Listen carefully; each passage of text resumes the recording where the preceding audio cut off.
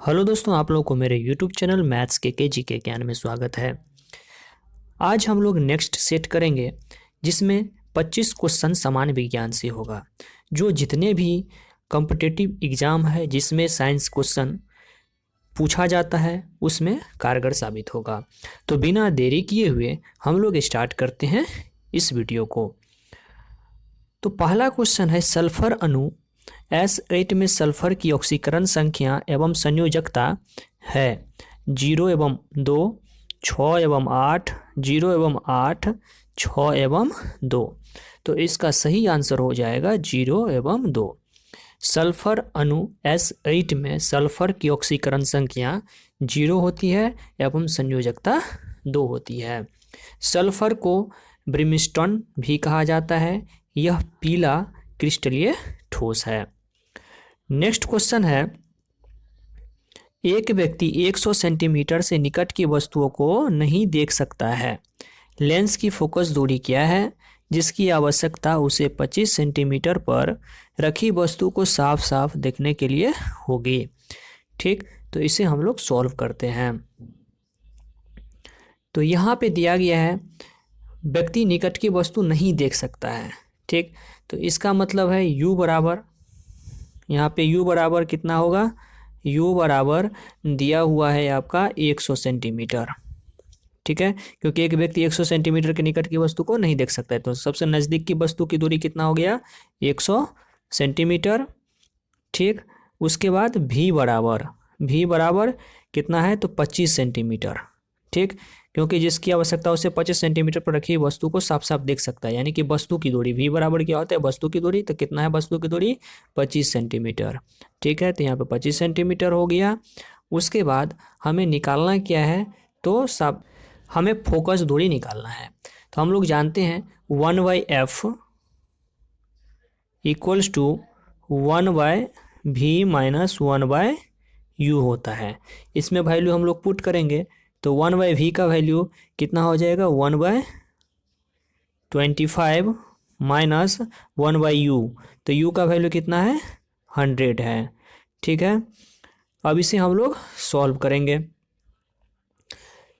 तो 25 और 100 का एलसीएम कितना हो जाएगा, 100 होगा। यहाँ पे 4 हो जाएगा और यहाँ पे 1 होगा। ठीक, तो 1/f इक्वल्स टू कितना हो जाएगा, 4 में से 1 माइनस होगा तो कितना, 3/100। ठीक है, तो f बराबर क्या हो जाएगा, चूँकि यह 1/f है। ठीक, तो f बराबर ये वैल्यू जो है 3/100 वो पलट जाएगा, कितना हो जाएगा, 100/3। इसे डेसिमल में लाएंगे तो कितना हो जाएगा, 33.3, जो कि ऑप्शन नंबर सी में है। नेक्स्ट क्वेश्चन, कणों की द्वैत प्रकृति किसके द्वारा प्रस्तावित की गई है, हाइजेनबर्ग के द्वारा, लॉरी के द्वारा, डी ब्रोगली के द्वारा या श्रोडिंगर के द्वारा।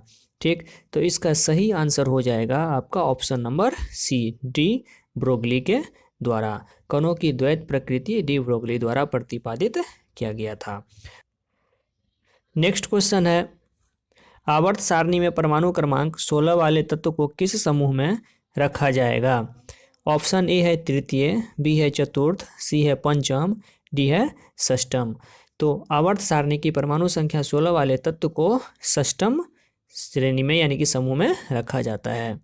नेक्स्ट क्वेश्चन है, प्रकाश तंतु ऑप्टिकल फाइबर जिस सिद्धांत पर कार्य करता है वह है पूर्ण आंतरिक परावर्तन, अपवर्तन, प्रकीर्णन, व्यतिकरण। तो प्रकाश तंतु जो है ऑप्टिकल फाइबर वह पूर्ण आंतरिक परावर्तन सिद्धांत पे कार्य करता है। इसका सही उत्तर हो जाएगा ऑप्शन नंबर ए।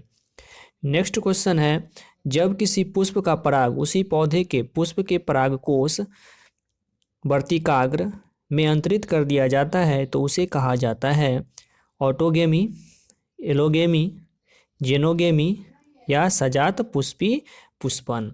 ठीक, तो इसका सही आंसर हो जाएगा ऑप्शन नंबर ए, ऑटोगेमी।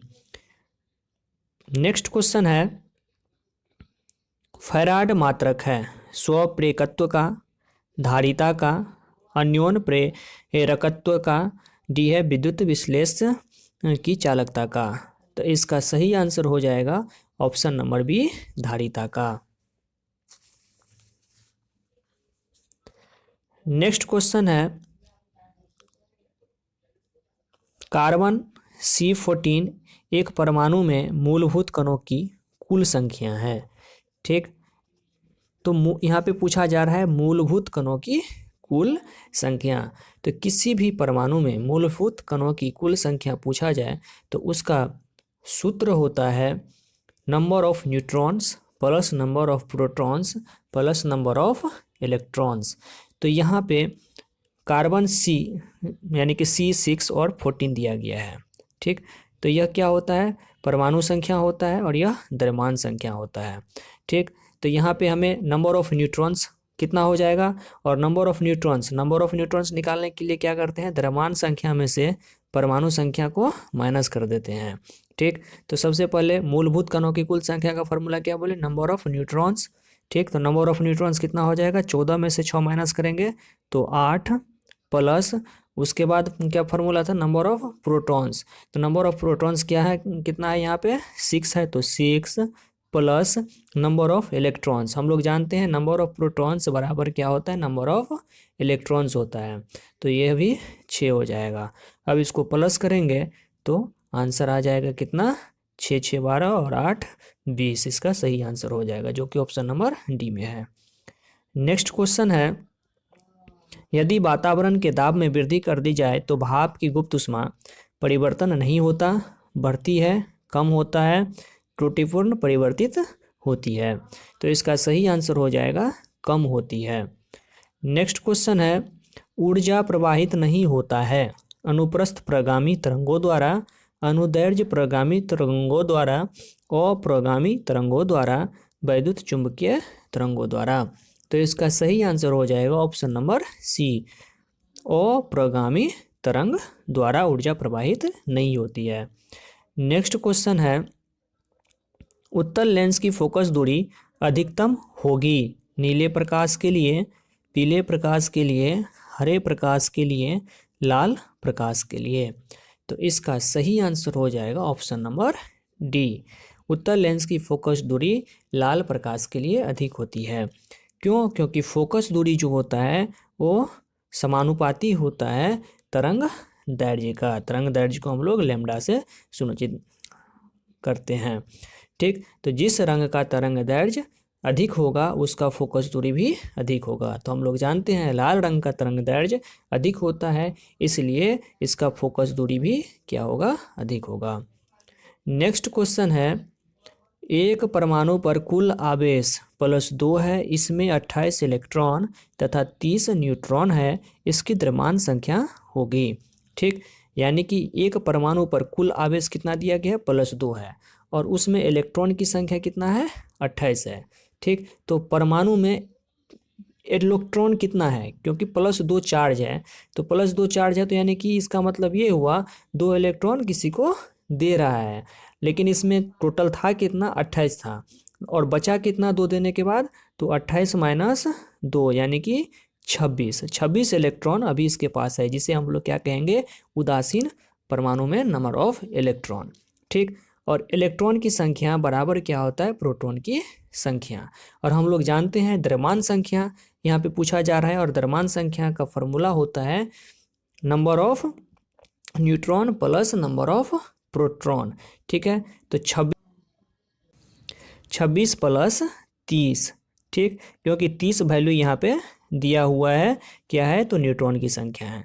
तो 26 में 30 को प्लस करेंगे तो आंसर कितना हो जाएगा, 56, जो कि ऑप्शन नंबर ए में दिया गया है।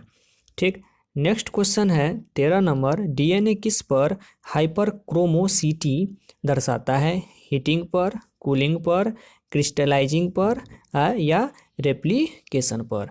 तो डीएनए हाइपरक्रोमोसिटी हीटिंग करने पर दर्शाता है। नेक्स्ट क्वेश्चन है राइबोसोम्स की संरचना होती है डीएनए तथा प्रोटीन्स, आरएनए तथा प्रोटीन्स, आरएनए तथा अमीनो अम्ल, आरएनए तथा डीएनए। तो इसका सही आंसर हो जाएगा ऑप्शन नंबर बी, राइबोसोम्स में आरएनए तथा प्रोटीन्स की संरचना होती है। ठीक है। और राइबोसोम्स को प्रोटीन संश्लेषण साइट कहा जाता है। राइबोसोम टेनिस रैकेट के समान संरचना होती है जो इंडोप्लाज्मिक रेटिकुलम पर स्थित रहता है। उसके बाद राइबोसोम की खोज सर्वप्रथम पैलाडे ने 1955 में किया था, इसे भी ध्यान रखिएगा। नेक्स्ट क्वेश्चन है, वेसोप्रेसिन संबंधित है मूत्र के सांद्रण से, पाचन से, हृदय गति से, श्वसन से। तो इसका सही आंसर हो जाएगा ऑप्शन नंबर ए, मूत्र के सांद्रण से। अगला क्वेश्चन है, निम्न में से कौन सा प्लेनेटरी बॉडीज के लिए केपलर के नियमों में से एक नहीं है? ठीक, तो एक ग्रह का ग्रह पथ दो केंद्र बिंदुओं में से एक पर सूर्य के साथ एक अंडाकार होता है, जो कि सही है। एक ग्रह और सूर्य को जोड़ने वाली एक रेखाखंड समय के बराबर अंतराल के दौरान बाहर बराबर क्षेत्रफल बनाती है, ये भी सही है। सी में दिया गया एक ग्रह की कक्षीय अवधि का वर्ग अपने ग्रह पथ की अर्ध प्रमुख धुरी के घन के अनुपातिक होता है, ये भी सही है। और डी में दिया है कक्षीय अवधि ग्रह के द्रव्यमान पर निर्भर होती है, जो कि बिल्कुल गलत है। तो इसमें गलत ऑप्शन हमसे पूछा जा रहा है, तो इसका सही आंसर क्या हो जाएगा? Option number D. Next question है, नाइट्रस ऑक्साइड गैस का उत्सर्जन किस उद्योग से होता है? नायलॉन से, सीमेंट से, कपड़ा से या कागज से? तो नाइट्रस ऑक्साइड गैस का उत्सर्जन नायलॉन उद्योग से होता है।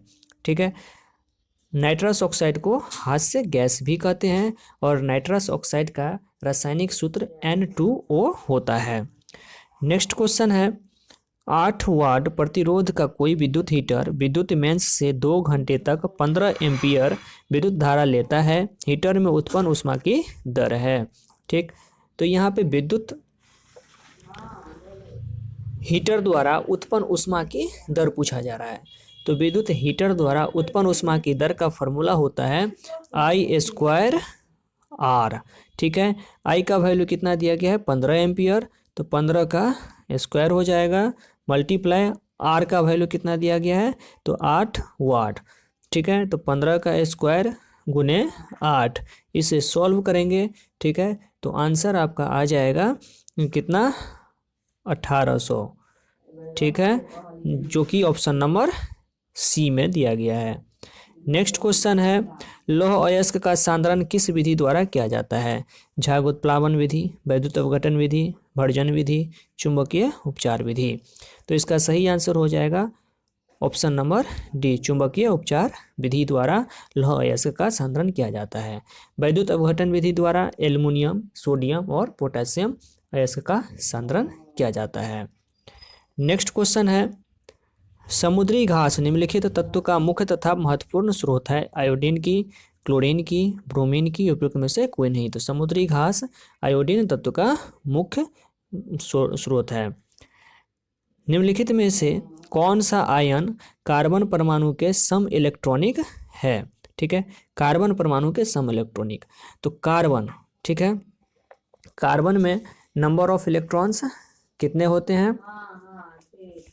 कार्बन में नंबर ऑफ इलेक्ट्रॉन की संख्या 6 होता है। कितना होता है? 6 इलेक्ट्रॉन होता है। अब यहाँ पे जबकि सोडियम प्लस सोडियम में कार्बन की संख्या कितना होता है? सोडियम में इलेक्ट्रॉन की संख्या कितना होता है? 11। लेकिन यहाँ पे प्लस का साइन दिया गया तो इसे एक निकाल देगा, तो कितना बचा? 11 में से 1 माइनस हुआ तो 10। यहाँ पे एल्युमिनियम 3+ दिया गया है, एल्युमिनियम का कितना होता है? 13 में से ये 3 प्लस है तो निकल जाएगा कितना? 3, तो बचा कितना? 10। यहाँ पे ऑक्सीजन का कितना होता है? 8, लेकिन यहाँ पे 2 माइनस है, यानी कि 2 इलेक्ट्रॉन लिया है, तो इसके पास टोटल कितना परमाणु हो गया? 8 और 2 यानी कि 10।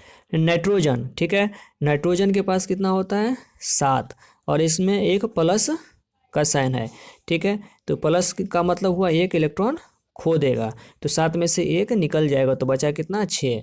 तो इसका राइट आंसर क्या हो जाएगा? Option number D, N+, nitrogen plus. ठीक है, नेक्स्ट क्वेश्चन है, बायोचिप में क्या होता है? RNA, DNA, RNA तथा DNA, RNA, DNA तथा प्रोटीन। तो इसका राइट आंसर हो जाएगा option number D. Next question है, इंद्र है प्रक्षेपास्त्र, चालक रहित विमान, रडार या टैंक। तो इसका सही आंसर हो जाएगा ऑप्शन नंबर सी। इंद्र क्या है? तो एक भारतीय रडार है। भारत के प्रमुख और भी रडार हैं, दिव्य चक्षु, उत्तम, राजेंद्रा, स्वाति। नेक्स्ट क्वेश्चन है, निम्नलिखित में से कौन सा ग्लोबल पोजिशनिंग सिस्टम, जिसे जीपीएस बोलते हैं, के संबंध में सत्य नहीं है? यह एक अंतरिक्ष आधारित नेविगेशन प्रणाली है। ठीक, तो जो कि सही है। यह चक्रवात की भविष्यवाणी कर सकता है। तो जीपीएस चक्रवात की भविष्यवाणी नहीं करता है। तो इसका सही आंसर क्या हो जाएगा? Option number B. Next question है, किसी वस्तु के वेग में परिवर्तन की दर नियत है, इसका औसत वेग कितना होगा? प्रारंभिक और अंतिम वेग के योग का आधा। जी हाँ, प्रारंभिक और अंतिम वेग के योग का आधा होगा। इसका आंसर क्या हो जाएगा? Option number A. तो इस प्रकार इस सेट में कुल मिलाकर के 25 क्वेश्चन था, जिसका हम लोगों ने डिस्कशन किए। अब हम लोग नेक्स्ट वीडियो में मिलेंगे। आशा करता हूँ आप लोगों को यह वीडियो अच्छा लगा होगा। वीडियो देखने के लिए धन्यवाद।